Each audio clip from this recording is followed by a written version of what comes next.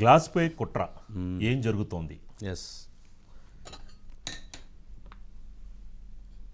గ్లాసుపై కుట్ర జరుగుతుంది. పవన్ కళ్యాణ్పై కుట్ర జరుగుతుంది. జనసేన పార్టీపై కుట్ర జరుగుతుంది. కూటమి తెలుగుదేశం, జనసేన, భారతీయ జనతా పార్టీపై కుట్ర జరుగుతుంది. మరి ఆ కుట్రని చేస్తుంది ఎవరు అనంటే వైఎస్ఆర్సీపీ పార్టీ ఆ కుట్రకి తెరదించింది అనేది ఇప్పుడు వస్తున్నటువంటి ఒక పెద్ద చర్చనీయాంశమైన అంశం. స్వయంగా విజయసాయిరెడ్డి గారు జనసేన పార్టీకి గ్లాసు గుర్తుని కేటాయించవద్దు అని స్వయంగా ఆయన పోయి ఎన్నికల కమిషన్కి కంప్లైంట్ చేశాడు రిటర్న్గా ఆయన స్వయంగా ఆయన సంతకంతో. అంటే గ్లాసును చూసి భయపడుతున్నారు, పవన్ కళ్యాణ్ను చూసి భయపడుతున్నారు. మరి ఎందుకు అంత భయపడుతున్నారు అనంటే ఎప్పుడైతే తెలుగుదేశం పార్టీ, జనసేన పార్టీ కలిసిందో, ఎప్పుడైతే ఆ కలయిక ఏర్పడిందో అప్పుడు ఈ రెండు కలయికతో ఆంధ్రప్రదేశ్లో తెలుగుదేశం పార్టీ, జనసేన పార్టీ గెలుస్తుంది అనేటువంటి భావన మౌత్ టాక్ ప్రజల్లోకి వెళ్ళిపోయింది. ఎందుకు? వారికి ఉన్నటువంటి, తెలుగుదేశానికి ఉన్నటువంటి బలానికి తోడు జనసేన బలం తోడవటంతో అది విజయదుందుభి దిశగా అడుగులు వేసింది.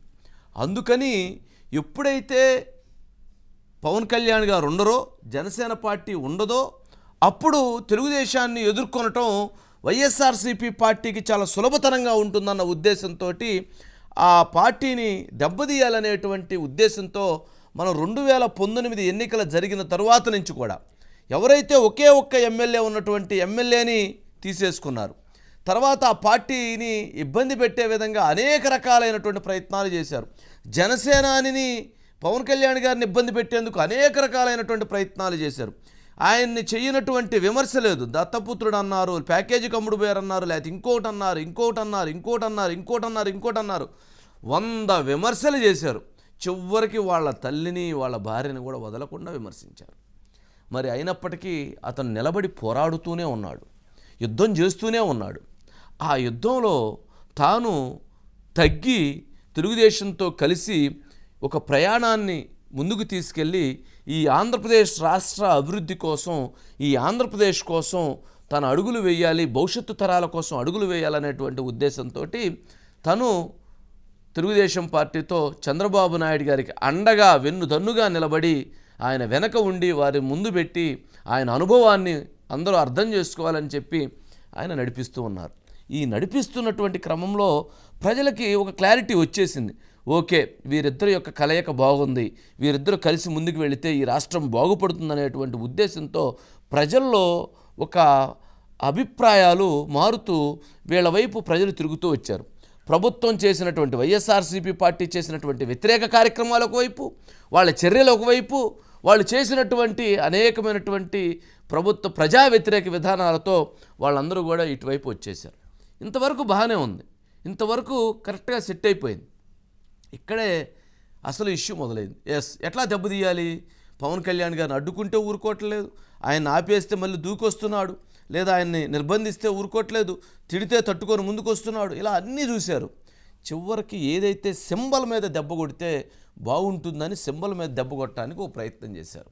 ఈ ప్రయత్నం ఏంటయ్యా అంటే, ఈ కుట్రలో దాగి ఉన్నటువంటి అంశం ఏంటంటే, జనరల్గా రిజిస్టర్డ్ ఎవరిది, ప్రాంతీయ పార్టీలో జనసేన పార్టీ గుర్తు రిజిస్టర్డ్ పార్టీ గుర్తుగా గాజు గ్లాస్ ఉంది. కేంద్ర ఎన్నికల సంఘం కూడా గాజు గ్లాసు గుర్తుని జనసేన పార్టీకి కేటాయిస్తూ జనవరి 24వ తారీఖునే లెటర్ కూడా పంపించేసింది ఆంధ్రప్రదేశ్కి. అయితే ఇప్పుడు ఎవరైతే గజెట్, ఎవరైతే జిఐడి రిలీజ్ చేసిన దాంట్లో ఇది కామన్ సింబల్గా తెలియజేస్తూ వారు ఒక జిఐడి విడుదల చేసింది.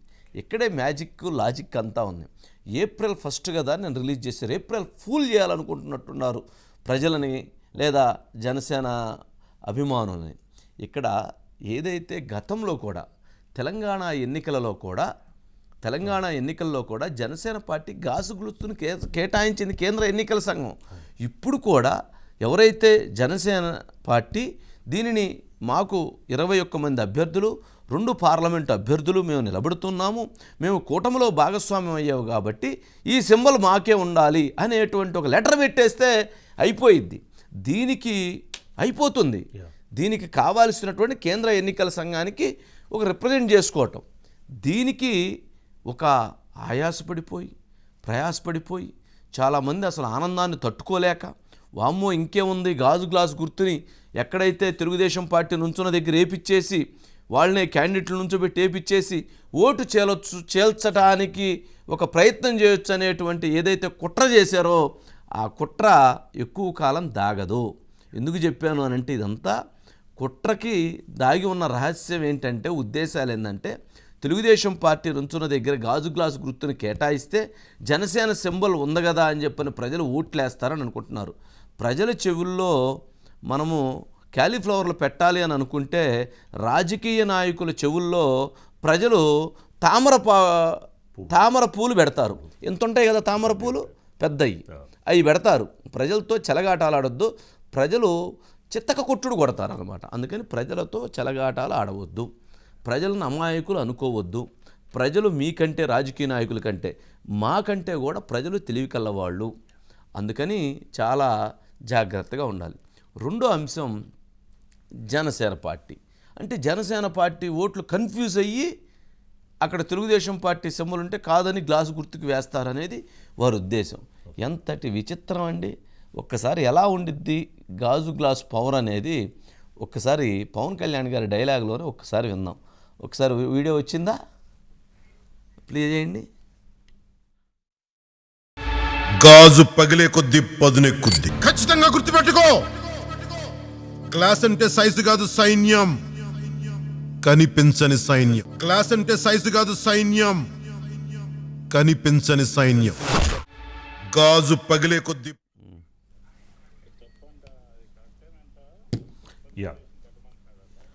గ్లాస్ అంటే సైజు కాదు సైన్యం. గ్లాసు అంటే సైజు కాదు సైన్యం. గాజు పగిలే కొద్దీ పదునెక్కిద్ది. ఏమెక్కిద్ది? పదునెక్కు. అందుకని పవన్ కళ్యాణ్ గారిని జనసేన పార్టీని ఇబ్బంది పెట్టాలనే ప్రయత్నం చేసే కొద్ది, వాళ్ళని ఆటంకపరిచే కొద్ది, వాళ్ళని సమస్యలు సృష్టించే కొద్దీ ఇంకా అది పదునెక్కిద్ది. ఇవాళ అట్లాంటి పదును ఎందుకు ఎక్కింది అని అంటే ఈరోజే జరిగింది. ఈరోజు పిఠాపురంలో పవన్ కళ్యాణ్ గారు చర్చికి వెళ్ళారు, మసీదుకి వెళ్ళి అక్కడి నుంచి ఉప్పాడ అనేటువంటి ఒక గ్రామంలో అక్కడ ఫిషరీస్ వాళ్ళకి సంబంధించినటువంటి మీటింగ్ జరుగుతుంటే ఆ కార్యక్రమానికి అటెండ్ అవడానికి వెళ్ళారు. వాళ్ళందరూ స్వచ్ఛందంగా ప్రోగ్రాం పెట్టుకున్నారు. అంతా అయిపోయింది. ఆయన అక్కడికి వెళ్ళిన తర్వాత పర్మిషన్ లేదని అక్కడున్న లోకల్ అధికారి వచ్చి అడ్డం పడతారు. పర్మిషన్ లేకపోవటం ఏంటంటే మేము పెట్టుకున్నాం మీటింగ్ అంటారు వీళ్ళు. లేదండి పర్మిషన్ లేదు కాబట్టి మేము కుదరదు అని అన్నారు. అందుకని పవన్ కళ్యాణ్ గారు వాళ్ళందరికీ కూడా నేను మీకు అండగా ఉంటానని చెప్పి ఎక్కడైతే ఉప్పాడ నుంచి ఆయన ఒక 7 కిలోమీటర్లు నడుచుకుంటా వచ్చాడు. దాన్ని ఆపలేరు కదా. ఆయన అక్కడ నుంచి మొదలైన ఆ ప్రభంజనం ఆ 7 కిలోమీటర్లో ఒక ఉప్పెనలాగా పరిగెత్తింది. ప్రజలందరూ వారి వెంట పరిగెడుతూ వచ్చేశారు. అది ఆ విజువల్ చూడండి, ఆ విజువల్ ప్లే చేయండి. క్రౌడ్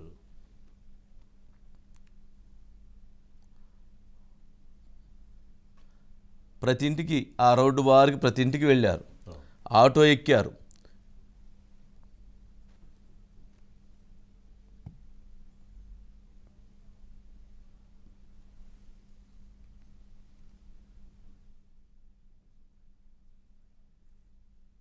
వాళ్ళతో పాటు మంచం మీద కూర్చున్నారు.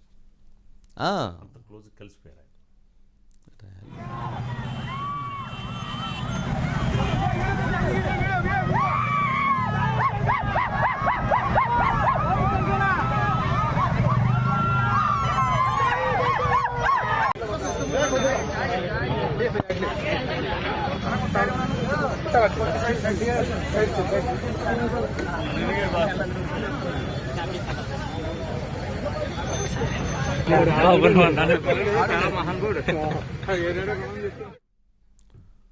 రైట్. అంటే అక్కడి నుంచి 7 కిలోమీటర్లు నడుస్తూ ఎద్దుల బండి ఎక్కారు, ఆటో ఎక్కారు.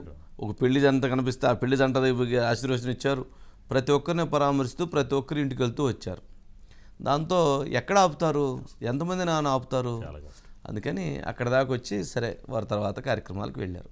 అంటే ఇది ఆపేటువంటి ఒక ప్రయత్నం, ప్రతి సందర్భంలో ఒక నిర్బంధించాలి, నిలుపుదల చేయాలనేటువంటి ప్రయత్నాలు జరుగుతున్నాయి. కానీ అది ఎప్పుడూ కూడా సాధ్యం కాదు. ప్రజల మద్దతుతో గెలవాలి అనుకోవాలి. కానీ ఎవరైతే ప్రతిపక్షాలని అడ్డగించి ఆపివేసి నిలుపుదల చేసి లేదా గుర్తులని ఇబ్బంది పెట్టి గెలవాలి అని అనుకోవటం అసాధ్యం. అందుకనే ప్రజలు అండగా ఉన్నప్పుడు ఎవరు ఏం చేయలేరు. సింబల్ విషయంలో, గ్లాసు విషయంలో ఎక్కడా కూడా ఎటువంటి ఇబ్బందికరమైనటువంటి పరిస్థితి లేదు అని జనసేన పార్టీకి సంబంధించినటువంటి ముఖ్యమైనటువంటి వ్యక్తులు, ఆ పార్టీకి సంబంధించి బ్యాక్ ఎండ్ చూసేటువంటి వ్యక్తులు చాలా క్రియాశీలకంగా చెప్తున్నారు. అంటే ఇది వీరు కావాలని దాన్ని మీడియాలో విపరీతంగా ప్రచారం చేయటం, దాన్ని సోషల్ మీడియాలో ప్రచారం చేయటం, దాని మీద ఎవరు పడితే అది మాట్లాడటం, ఇలాంటివన్నీ జరుగుతున్నాయి. ఇవన్నీ కూడా పూర్తిగా అవాస్తవం అనేటువంటి అభిప్రాయం వ్యక్తం చేస్తున్నారు. తెలంగాణలో జరిగినట్టుగానే ఎలా గుర్తు కేటాయించింది అక్కడ కూడా అదే గుర్తు కేటాయిస్తారు. సరే, సురేష్ గారు అన్నట్టున్నారు. సురేష్ గారు, ఏంటండి మొత్తానికి అంటే ఇది ఒక చిన్న అంశం. వాళ్ళు దాన్ని లెటర్ పెట్టుకుంటే వాళ్ళకి ఇప్పుడు తెలంగాణ ఎన్నికల్లో ఎలా అయితే కేటాయించారో అదేవిధంగా కేటాయించుకుంటారు. గతంలో కేంద్ర ఎన్నికల సంఘం పంపించినప్పుడు కూడా వాళ్ళకి కమ్యూనికేషన్ చేసింది. ఏంటి దీని మీద ఉన్న ఇన్ఫో ఏమన్నారు ఎన్నికల అధికార యంత్రాంగం? వంశీ గారు, అంటే ఇవాళ మీరు అన్నట్టుగా ఒకటి రెండు పత్రికలు మీడియాలో చూస్తే పవన్ కళ్యాణ్ గారికి చుక్కెదురు అని చెప్పని గ్లాస్ గుర్తులో చుక్కెదురు అని చెప్పి శీర్షిక పెట్టి వేశారు. కానీ అది మొత్తం కూడా సత్యదూరం అని చెప్పి స్పష్టంగా చెప్పవచ్చు. ఒక్క రెండు క్రోనలాజికల్ వివరిస్తా వంశీ గారు. చెప్పండి. మొన్న జనవరి మొదటి వారంలో కేంద్ర ఎన్నికల సంఘం ఒక ఆర్డర్ జారీ చేసింది. ఆ ఆర్డర్లు ఏంటంటే రిజిస్టర్డ్ అన్రికగ్నైజ్డ్ పొలిటికల్ పార్టీస్, అంటే జనసేనతో పాటు 3000 పార్టీలు ఉన్నాయి, 3000 పైగా పార్టీలు ఉన్నాయి. ఇలాంటి పార్టీలు కనుక గతంలో సంబంధించి గత ఎన్నికలు కానీ అంతకుముందు కానీ గత 3 ఏళ్లకు సంబంధించి వాళ్ళ అకౌంట్స్, అంటే ఆ రాజకీయ పార్టీకి ఇంత ఖర్చు అయింది, ఇంత ఆదాయ వ్యయాలకు సంబంధించిన రిపోర్ట్స్ కనుక సబ్మిట్ చేస్తే వాళ్ళకి ఇచ్చే గుర్తుల్లో కన్సెషన్ ఇస్తామని ఒక ప్రొఫార్మా ఇచ్చారు. సో ఆ ప్రొఫార్మాలో ఎవరు ముందు అప్లై చేసుకుంటే వాళ్ళకి ఆ గుర్తు ఇవ్వడానికి అనుమతి ఇచ్చారు. సో దానికి అనుగుణంగానే ఆ గుర్తింపు అనేది జనసేనకి గాజు గ్లాస్ గుర్తు కేటాయించారు. ఇది మనం చెప్తున్నది కాదు. ఇప్పుడు మీరు CEO website, Andhra Pradesh CEO website, అంటే 2024 ఎలక్షన్ షెడ్యూల్ జారీ చేసిన తర్వాత 10B, అంటే ఈ అన్రికగ్నైజ్డ్ పొలిటికల్ పార్టీస్కి ఆ రిజర్వేషన్ ఆఫ్ సింబల్స్లో 10B అనే దాని కింద కేటాయిస్తారు. ఆ 10Bకి సంబంధించి ఈ అన్రికగ్నైజ్డ్ పార్టీలకి అని చెప్పి ఆ వెబ్సైట్లో క్లియర్గా పెట్టారు. దాంట్లో వెబ్సైట్లో 9 రాజకీయ పార్టీలు ఉన్నాయి వంశీ గారు. 9 రాజకీయ పార్టీలు ఉంటే అందులో జనసేన పార్టీకి గాజు గ్లాసు 175 అసెంబ్లీ నియోజకవర్గాల్లో గాజు గ్లాసును జనసేన పార్టీకి కేటాయిస్తూ అందులో స్పష్టంగా మెన్షన్ చేశారు. అయితే ఎక్కడైతే ఈ పార్టీ అంటే జనసేన పోటీ చేయదో అక్కడ ఫ్రీ సింబల్ అని చెప్పి మాత్రం అందులో మెన్షన్ చేశారు. అదేవిధంగా లోక్సభ 42 లోక్సభ నియోజకవర్గాల్లో మొత్తం మీద కూడా ఈ జనసేనకి ఎక్కడ పోటీ చేసినా కానీ గాజు గ్లాస్ గుర్తునే జనసేన పార్టీకి. కానీ ఆ పార్టీ పోటీ చేయని మిగతా లోక్సభ నియోజకవర్గాల్లో దాన్ని ఫ్రీ సింబల్గా పరిగణించి ఎవరికైనా కానీ కేటాయించే అవకాశం ఉందని ఆ ఆర్డర్స్ని కూడా స్పష్టంగా సిఇఓ గారు తన వెబ్సైట్లో పెట్టారు. అదే వివరాలని దాంట్లో సంబంధించి ఉన్నారు. అయితే ఇందులో ఏంటంటే కండిషన్ ఏంటంటే ఒక పార్టీ ఏదైనా జనసేన కానీ ఇంకో పార్టీ కానీ 5% అసెంబ్లీ నియోజకవర్గాల్లో కంటెస్ట్ చేయాలి, లేదంటే 2 లోక్సభ నియోజకవర్గాల్లో కంటెస్ట్ చేయాలి. సో ఆ 2 క్రైటీరియా మీకు జనసేన ఫుల్ఫిల్ చేసింది అనేది ఒకటి. ఇంకొకటి కొంతమంది మనకు జాహ్నవి పార్టీ, జనవాహిని పార్టీ, సో హైకోర్టుకి వెళ్ళారు. ఏంటంటే యాక్చువల్గా ఈ గ్లాస్ టంబ్లర్ అంటే గ్లాస్ గుర్తు అనేది మాకు కేటాయించారు, వాళ్ళకి ఎలా కేటాయిస్తారని ఇస్తే election commission first come first priority కింద ముందు వాళ్ళకి వచ్చాం కాబట్టి వాళ్ళకి ఇచ్చారని చెప్పారు. సో ఇంతలో స్పష్టత ఎక్కడ లేదు. కానీ నిన్న 1వ తారీఖున జిఏడి ఇచ్చిన గెజిట్లో ఏంటంటే ఆ ఫ్రీ సింబల్ ఉంది. వాళ్ళు ఏంటంటే మే అప్డేట్, ఎప్పటివరకు అప్డేట్ అంటే మే 2023 వరకు అప్డేట్ చేసిన వివరాలే అందులో ఉండటం వల్ల ఫ్రీ సింబల్ కింద వచ్చింది. ఇక్కడ స్పష్టంగా చూస్తే CEO గారికి స్పష్టంగా ఇచ్చారు.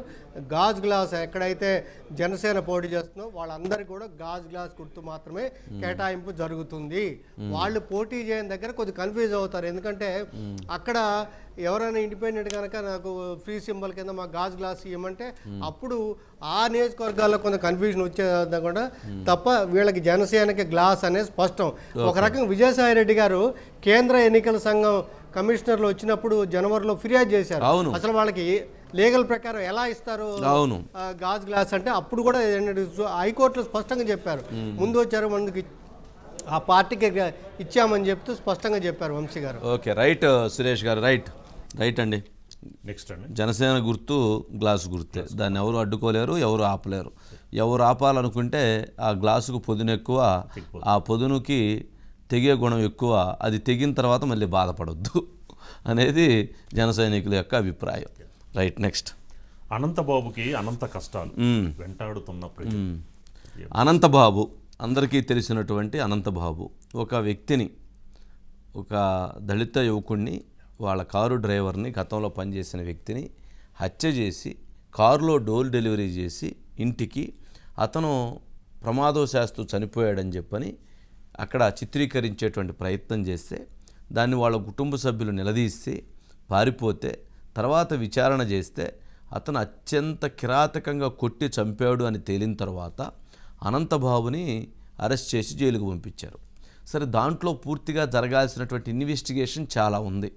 ఆ అనంతబాబుతో పాటు మరొక నలుగురు రాజకీయ ప్రముఖులు కూడా ఆ హత్య చేసేటప్పుడు వాళ్ళు కూడా ఉన్నారు అనేటువంటిది అనేక అభియోగాలు ఉన్నాయి.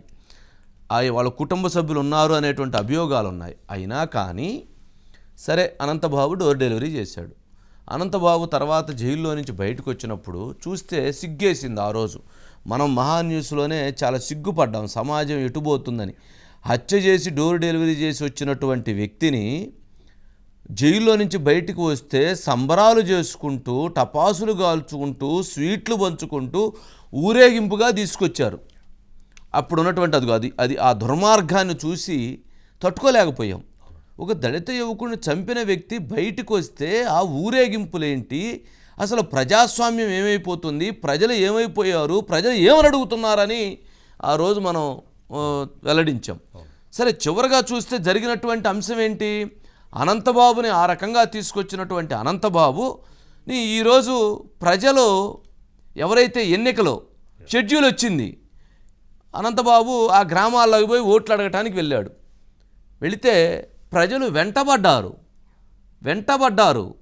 అంబేద్కర్ గారి విగ్రహానికి పూలదండ వేస్తే అంబేద్కర్ విగ్రహానికి పాలాభిషేకం చేసి కడిగివారు. ఇప్పుడు అనంతబాబు ఎక్కడికి వస్తే అక్కడ వెంటబడుతూ ఉంటున్నారు. అంటే గతంలో ప్రజలు భయపడి, ప్రభుత్వం యొక్క అధికారం ఉందనేటువంటి దాంతో భయపడి ప్రజలు సైలెంట్గా ఉన్నారు. ఎప్పుడైతే షెడ్యూల్ వచ్చేసిందో ప్రజలకు ధైర్యం వచ్చింది, ఓటు అనేటువంటి ఆయుధం చేతిలోకి వచ్చింది. ఇక యుద్ధానికి ప్రజలు సిద్ధమయ్యారు. అందుకని ప్రజలు వెంటబడ్డారు. కొద్దిగా త్రుటిలో తప్పిందట, లేకపోతే చిత్తకొట్టుడు కొట్టేవాళ్ళట. ఎట్లా చిత్తకొట్టుడు అలా కొట్టేవాళ్ళట, కొద్దిగలో తప్పిపోయిందంటున్నారు.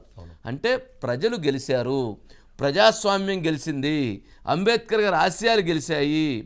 అంటే ఇది కూడా లేకపోతే ఇంకేముండిద్ది? ఏమి ధైర్యం ఉంటుంది ప్రజలకి? చంపిన వ్యక్తి కిరాతకంగా ఊరేగింపుగా బయటికి వస్తే మరలా ఇక ఏం చేయాలి ప్రజలు? దానికి తర్వాత అనేక సభల్లో ముఖ్యమంత్రి గారితో పాటు అతను ఉంటాడు. అనేక సభల్లో ఆయన పక్క నుండి అన్ని మొత్తం పర్యవేక్షణ చేస్తుంటాడు. పోలీసు ఆఫీసర్లందరూ ఆయన ఇంటికి పోయి ఉదయాన్నే సెల్యూట్ కొడుతూ ఉంటారు. అలాంటి దుర్మార్గాలని, అలాంటి వాటిని అనేకం చూసాం. మరి అలాంటి పరిస్థితి నుంచి ఈరోజు ప్రజలు వెంటబడితే అతను పారిపోయే పరిస్థితికి వచ్చిందంటే అదే ప్రజాస్వామ్యం, అదే ప్రజల విజయం, అదే ప్రతిపాడు లేదా ఆ ప్రాంత ప్రజలు విజయం. పాపం వాళ్ళతో పాటు ఆ వర్పుల సుబ్బారావు, ఆ చలమశెట్టి సునీలు, ఆ ఎంపీ క్యాండిడేట్ ఆయన కూడా ఉన్నాడట. పాపం వాళ్ళు కూడా పలాయనం చిత్తగించారు. పాపం పరిగెత్తాల్సిన పరిస్థితి వాళ్ళకి రాలేదనుకోండి. కానీ ఆ ఎఫెక్టు ఏదైతే అనంతబాబు ఎఫెక్టు, ఆ పార్లమెంటు పరిధిలో చలమలశెట్టి సునీల్కి నష్టం జరగటానికి, ఆ ప్రాంతంలో వైఎస్ఆర్సీపీ పార్టీ ఘోర పరాజయం పొందటానికి అది ఒక్క ఇన్సిడెంట్ చాలు. ఈరోజు ఎక్కడైతే ప్రజలు ఎలా అయితే పరిగెత్తిచ్చారో ఇక ప్రతి దగ్గర కూడా ప్రతి గ్రామంలో కూడా చైతన్యం వచ్చి అలా పరిగెత్తిచ్చేటువంటి పరిస్థితి ఏర్పడబోతుంది. ఒక్కసారి ఆ విజువల్ వేయండి ఫుల్ స్క్రీన్.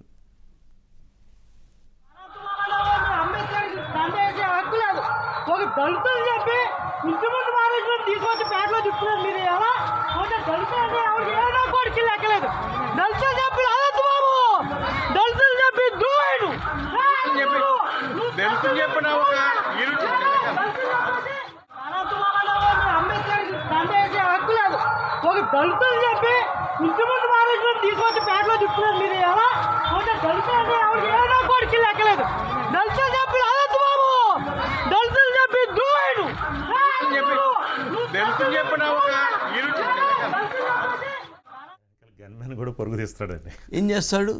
ప్రజలు తిరగబడితే గన్మ్యాన్లు ఏం చేస్తారు, ప్రజాప్రతినిధులు ఏం చేస్తారు?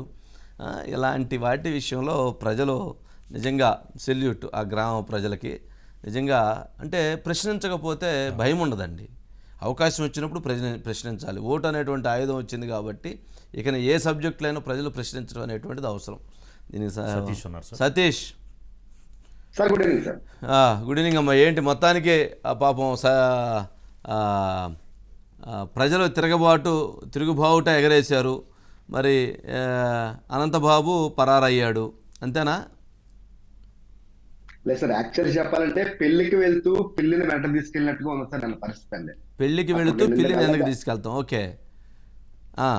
నిన్న పరిస్థితి కూడా అలానే ఎదురైంది సార్ నాకు కూడా. ఎందుకంటే వాళ్ళు ప్రచారంలో భాగంగా వరపులు సుబ్బారావు అలాగే సునీల్ వీళ్ళిద్దరూ వెళ్తూ కూడా కింద కూడా తీసుకెళ్లి అక్కడ దళితులకు సంబంధించి ఓట్లు ఏవైతే ఉన్నాయో అక్కడ ధర్మవరం గ్రామంలోకి అడిగట్టంగానే ఇక్కడ ముగ్గురు కలిసి కూడా వెళ్ళడం జరిగింది సార్. అదే అంబేద్కర్ విగ్రహానికి ముందు సునీల్ అలాగే సుబ్బారావు ఇద్దరు వెళ్ళి బయటకు వచ్చేస్తారు సార్. వచ్చేసి వెదరికి వెళ్ళిపోయిన తర్వాత ఆఖరున వెళ్ళి తన దండేసి అక్కడ దిగిన వెంటనే కూడా అక్కడ హడావుడిగా వెంటనే పరుగు పక్కన ఒక పాల ప్యాకెట్లు 4 పాల ప్యాకెట్లు కొనుక్కొచ్చి ఆయన అక్కడ ఉండగానే ఆ పాల ప్యాకెట్లతో మొత్తం దాన్ని శుభ్రం చేసి కడిగేసి ఇంకా వెంట పెట్టడం మొదలు పెట్టారు సార్. అంతా చూస్తున్నాడు. అక్కడికి అంటే వాళ్ళ నోటంట వచ్చి మాటలు కూడా మామూలుగా అయితే లేవు సార్. ఎందుకంటే తరుగు పడుతున్నారు. దాంతోపాటు కూడా జస్ట్ ఒక 2 seconds మిస్ అయింది కాబట్టి బైక్ వెక్కి పరారవడం జరిగింది సార్. లేదంటే అక్కడ చాలా దారుణాలు చోటు చేసుకునే అవకాశం కూడా కనిపించింది సార్. ఎందుకంటే క్లియర్ గా అక్కడ ఎవరైతే కొట్టేవారు సార్, కొట్టేటట్టు సార్ పరిస్థితి. లేదు సార్, ప్రజాస్వామ్యంలో దాడులను మనం ఖండిస్తున్నాం సార్. అక్కడ వాళ్ళ ఆక్రోషం చాలా దారుణంగా ఉంది సార్. ఎందుకంటే దళిత యువకుడిని చంపిన తర్వాత కూడా మరలా వచ్చి విగ్రహానికి అంటే అంబేద్కర్ విగ్రహానికి మాల వేయడం అనేది ఏ రకంగా వేస్తారని చెప్పేసి కూడా మొత్తం అందరూ కూడా ఆగ్రహానికి లోనే ఉన్నారు సార్. దాంతో భాగంగానే నిన్న కూడా అక్కడ యువకులందరూ కూడా ఒక్కసారిగా ఆయన మీద తిరగబడడంతో పాటు కూడా ఇక అంటే ఉన్న సెక్యూరిటీ గార్డ్స్ కూడా ఇక వాళ్ళు ఏం చేయలేని పరిస్థితిలో వాళ్ళకి పరుగు కూడా వెళ్ళడం కూడా సార్. ఏమైనప్పటికైతే ఎక్కడికి వెళ్ళినా సరే ఇటువంటి పరాజయాలు అయితే మాత్రం కంటిన్యూ ఎదురవుతూ ఉన్నా సార్. ఎక్కడ ఎవరో కూడా స్వాగతించడానికి అయితే అనంతబాబు సిద్ధంగా అయితే మాత్రం ఈ గోదావరి జిల్లా కాకినాడ జిల్లా కావచ్చు అయితే అల్లూరు జిల్లా స్వగ్రం ఎల్లవారం కావచ్చు ఎక్కడ కూడా స్వాగతించడానికి అయితే సిద్ధంగా అయితే లేదు సార్. Right Satish, right. మొత్తానికి ఇక్కడ ప్రజాస్వామ్యం ఈరోజు ప్రజలైతే గెలిచారండి. లేదా నిన్నటి వరకు చాలా భయానకమైన పరిస్థితి కదా. జైల్లో నుంచి మర్డర్ చేస్తే ఆ ఊరేగింపులు ఏంటండి? టపాసులు కాల్చడం ఏంది, స్వీట్లు పంచడం ఏంది? ఏ స్వాతంత్రోద్యమం కోసం పోరాడాడు, లేదా ఏమి ప్రజా హక్కుల కోసం పోరాడాడు, ఏమి రాజ్యాంగం అంశాల కోసం పోరాడాడు? ఏందో ఆ దుర్మార్గం. సరే, నెక్స్ట్ అండి. జగన్ సర్కార్కి షాక్. ఆ 5 ఎస్పీల బదిలీ మొత్తానికి ఎందుకు చేశారంటారు? వీళ్ళు అధికార పక్షానికి వత్తాసు పలుకుతున్నారని, రేపు జరగబోయే ఎన్నికల్లో ఏమన్నా వీళ్ళు కూడా అధికార పక్షానికి సపోర్ట్గా ఉంటారని మొత్తం ఎలక్షన్ కమిషన్ స్టేట్ చీఫ్ సెక్రటరీకి. కూటమి అనుకున్న లక్ష్యం నెరవేరుతుంది. ఏ అంశం కోసం వాస్తవం మాట్లాడుకుందాం ఏంటి, దీంట్లో మళ్ళీ దాపెట్టి మాట్లాడుకోవాల్సినటువంటి అవసరం ఏమీ లేదు. ప్రజలకు మనకంటే చాలా క్లారిటీ ఉంది, రాజకీయ పార్టీలకు అంతకంటే క్లారిటీ ఉంది. కూటమి మొదటి విజయం, కూటమి 2వ విజయం, కూటమి 3వ విజయం, ఇలా లెక్కేసుకోవాలన్నమాట. భారతీయ జనతా పార్టీతో తెలుగుదేశం పార్టీ, జనసేన పార్టీ పొత్తు పెట్టుకోవటం వల్ల జరిగినటువంటి వాటిల్లో మొదటిది నారా లోకేష్ గారికి జెడ్ సెక్యూరిటీ ఇవ్వటం. అదేవిధంగా ఈరోజు ఎవరైతే కేంద్ర ఎన్నికల సంఘం ఆదేశాల మేరకి ఒక 5 ఐపీఎస్ ఆఫీసర్సు, 3 ఐఏఎస్ ఆఫీసర్స్ని ఎన్నికల విధుల నుంచి తప్పించటం. ఎందుకు తప్పించాల్సిన పరిస్థితి ఏర్పడింది అని అంటే ఇక్కడ చాలా రాజకీయపరమైనటువంటి అంశాలు ఉన్నాయి. అవేంటి అంటే వారు ఎన్నికల విధుల్లో భాగంగా వైఎస్ఆర్సీపీ పార్టీకి పూర్తిగా కొమ్ము కాస్తున్నారని, వైఎస్ఆర్సీపీ పార్టీ ఆశయాలని ఆలోచనల్ని తీసుకువెళుతున్నారని, అట్లాగే ప్రతిపక్షాల మీద అన్యాయంగా అకారణంగా దారుణంగా కేసులు పెడుతూ ఇబ్బందులకు గురి చేస్తున్నారనేటువంటిది వారి మీద ఉన్నటువంటి ఒక బలమైనటువంటి అభియోగాన్ని ప్రతిపక్షాలు తెలుగుదేశం పార్టీ కావచ్చు, జనసేన పార్టీ కావచ్చు, భారతీయ జనతా పార్టీ కావచ్చు వీళ్ళు చేస్తూ వస్తున్నారు. ఈ నేపథ్యంలో కేంద్ర ఎన్నికల సంఘం కూటమి మనం అన్నాం కదా, పొత్తు కలిసిన తర్వాత 3 కేంద్రం ఒక్క కానిస్టేబుల్ను కూడా మార్చలేదు అని నిన్నగాక మొన్నే చెప్పాం. ఒక్క కానిస్టేబుల్ను కూడా మార్చలేకపోయారు. ఈ కూటమి యొక్క ఫలితం ఏ విధంగా ఉంటుంది, ఏ విధంగా ఇది ఉపయోగపడుతుందని అన్నాం కదా. మొత్తానికి 5 ఐపీఎస్ అధికారులని, 3 ఐఏఎస్ అధికారులని మార్చి కూటమికి బలాన్ని చేకూర్చారు కేంద్ర ఎన్నికల సంఘం. సరే, ఎందుకు అనంటే దీనికి 2 కారణాలు ఉంటాయి.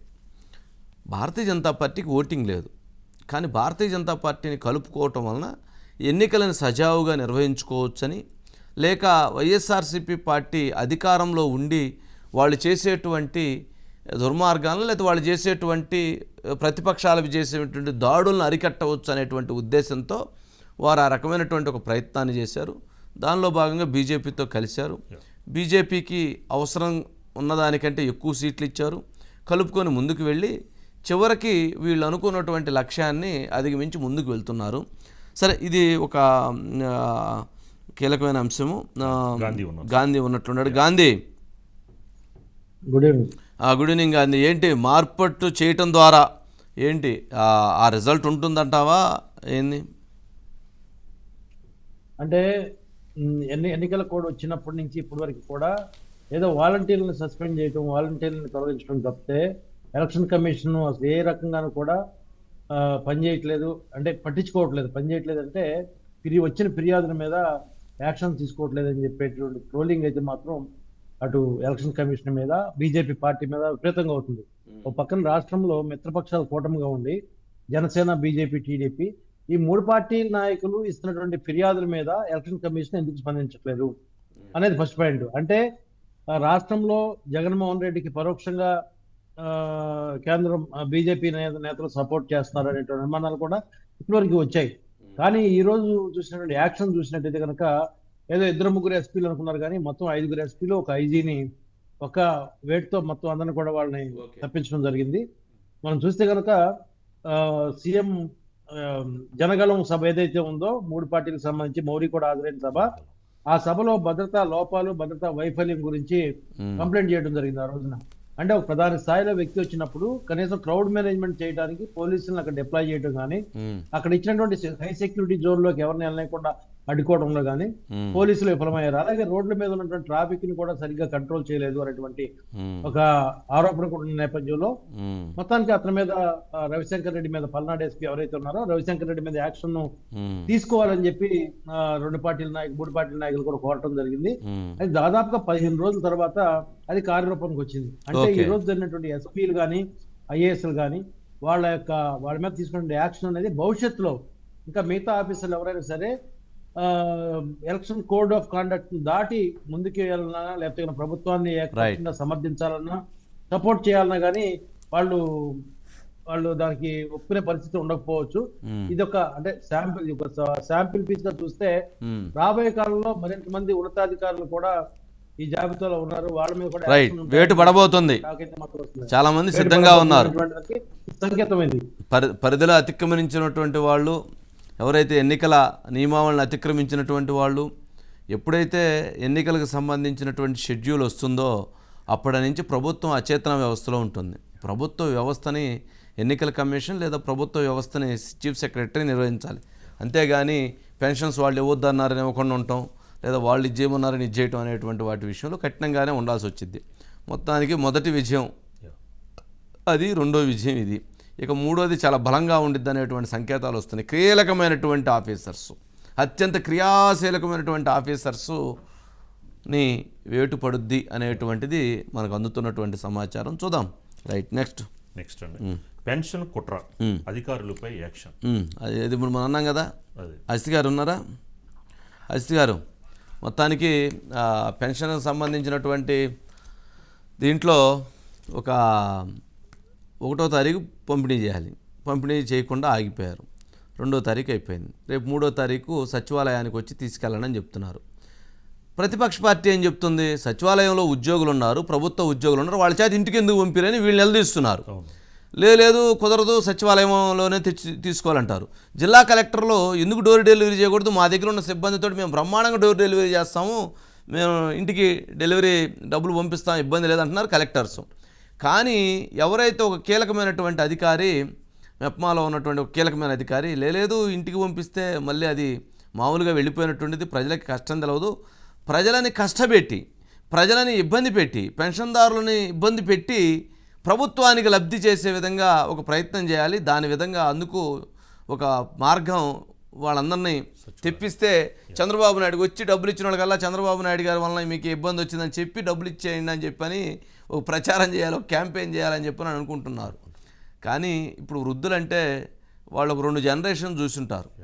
2 జనరేషన్స్ని, వాళ్ళకి పిల్లలు, వాళ్ళ పిల్లలు, అంటే 2 జనరేషన్స్ని దాదాపు 50 సంవత్సరాలు 60 సంవత్సరాల వాళ్ళ అనుభవంలో వాళ్ళు ఎన్ని చూసుంటారు. ఇట్లాంటి జిత్తులు మారే టక్కటమార విద్యలు ఎన్ని చూసుంటారు. అందుకని వృద్ధులు అని చెప్పిన వాళ్ళు అమాయకులు అనుకోబాకండి, వాళ్ళు 2 జనరేషన్స్ని చూశారు. అందుకని వాళ్ళతోటి ఇవన్నీ మీరు చేసినా కుదరదు. సరే, దీనికి సంబంధించి అదేదో వాయిస్ కూడా ఉంటుంది, మన పేరు నాని గారి వాయిస్ ఒకసారి ప్లే చేయండి. విలేజ్ సర్పంచ్లకి అట్లాగే ఇన్ఛార్జీలు ఎవరైతే ఉన్నారో పార్టీ బాధ్యతలు చూస్తున్నటువంటి గ్రామ స్థాయిలో ఉన్నటువంటి నాయకులందరికీ ఇది ఖచ్చితంగా అమలు చేసి తీరాల్సినటువంటి నేను చెప్పేటువంటి పని ఇది. మీ పంచాయతీ సెక్రటరీ గారితోనూ వాళ్ళతో మాట్లాడుకుని రేపు పెన్షన్స్ ఎట్లా ఇస్తున్నారు పంచాయతీ ఆఫీసులో లేదా సచివాలయంలో, వాళ్ళ ఏ క్లస్టర్లో ఎప్పుడెప్పుడు రావాలి అనేది మీరు వివరం కనుక్కుని మనం రిజైన్ చేసినటువంటి వాలంటీర్లు మీరు కలిసి ఆ పెన్షన్దారులందరినీ కూడా దగ్గరుండి వీలుంటే ఆటో పెట్టండి, తర్వాత ఆ లెక్కలేంటో మనిద్దరం చూసుకుందాం. ఆటో పెట్టి ఆటోలో ఎక్కించుకెళ్ళి జాగ్రత్తగా అక్కడ మంచిళ్ళు గించిళ్ళు అన్నీ చూసి వాళ్ళకి పెన్షన్ ఇప్పించేసిన తర్వాత తీసుకొచ్చి మళ్ళీ ఇంటి దగ్గర దింపేటువంటి కార్యక్రమాన్ని కూడా మీరు మీ రిజైన్ చేసినటువంటి వాలంటీర్ గారు అందరూ కలిసి దీన్ని తప్పనిసరిగా బాధ్యతగా తీసుకుని చేయమని ఆచరించమని చెప్తున్నాను. ఒక విధంగా ఇది కూడా ఎన్నికల నిబంధన ఉల్లంఘించడానికి మా పేరు నాని గారు ఏమైనా ఉల్లంఘిస్తారండి? మా పేరు నాని గారికి అన్ని రైట్ ఉండే, ఆయన ఒకప్పుడు జర్నలిస్టు, అందుకని ఆయనకు అన్ని రైట్స్ ఉన్నాయి అని అనుకుందాం. ఆయన ఏంటంటే ఇప్పుడు ఎన్నికలో ఎవరు అవకాశాన్ని ఎవరు అడ్వాంటేజ్ని వాళ్ళు తీసుకుంటారు. నాని గారు ఏమంటారు, ఇప్పుడు అవకాశం వచ్చింది అడ్వాంటేజ్ తీసుకోవడంలో తప్పే ఉందనేది ఆయన ఉద్దేశం. సరే, ఎవరు ప్రయత్నం వాళ్ళు చేయడంలో తప్పులేదు, ఎవరు దీంట్లో చేయడం తప్పులేదు. కానీ కాకపోతే దాంట్లో వ్యూహం ఏం చేశారు, ఎవరైతే రిజైన్ చేసినటువంటి వాళ్ళు ఎవరైతే ఉన్నారో వాళ్ళని ఉపయోగిస్తే వాళ్ళు ఎక్కువ మందిని తీసుకొస్తారు అని చెప్పారు. ఆటో ఛార్జీలు అవన్నీ మనం తర్వాత చూసుకుందామంటే తర్వాత మనం అడ్జస్ట్ చేసుకుందాం, మీకు కావాలని నేను ఇస్తానులే అని చెప్పటం. సరే, ఎవరి ప్రయత్నం వాళ్ళు చేయడంలో తప్పులేదు. అజిత్ గారు ఏంటి మొత్తానికి ఎవరు అడ్డుపడుతున్నారు, ఎవరు ముందుకు తీసుకెళ్తున్నారు అంటున్నారు. చివరికి చీఫ్ సెక్రటరీ ఏమి చేయలేనటువంటి అచేతన వ్యవస్థలో ఆయన ఉండిపోయాడా, లేకపోతే కింద స్థాయి అధికారుల దాన్ని కాదనలేనటువంటి పరిస్థితి, లేకపోతే ఆయనే వ్యూహం చేస్తున్నాడు అంటారా ఏంటి? వంశీ గారు అంటే కింద స్థాయి అధికారులు అంటే జనరల్గా జిల్లా కలెక్టర్స్ వంశీ గారు వాళ్ళే కదా ఇంప్లిమెంట్ చేయాల్సింది.